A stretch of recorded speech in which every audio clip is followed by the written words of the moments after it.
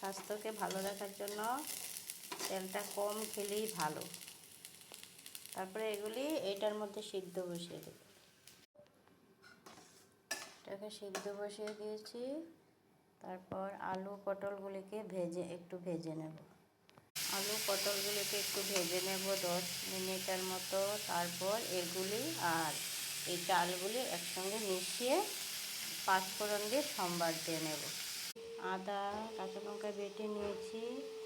এখানে দেবো জিরার গুঁড়ো একটুখানি,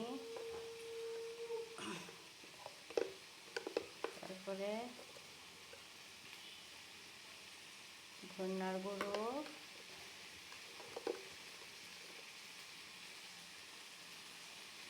আর লাগবে না, একটুখানি কালারের জন্য একটুখানি শুকনো লঙ্কা।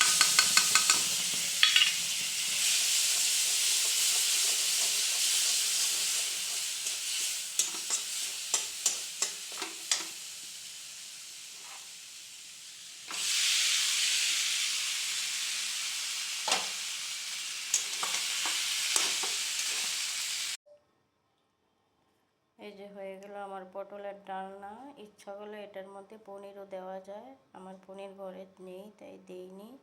এভাবে রান্না করে খেয়ে দেখো। আসলে তো নতুন কোনো কিছু না, সবাই আমরা তো আরও অনেক মার কাছে বৌদিরার কাছে এগুলি খেয়েছি, তবে আমার রেসিপিটা এইটাই শুধু নতুনত্ব, কীভাবে তেল কম দিয়ে রান্না করা যায়। এটাই স্বাস্থ্যকে ভালো রাখার জন্য তেল মশলা এগুলি যত কম খাওয়া যায় ততই ভালো। এইটাই আমার নতুনত্ব, আর কিছুই না।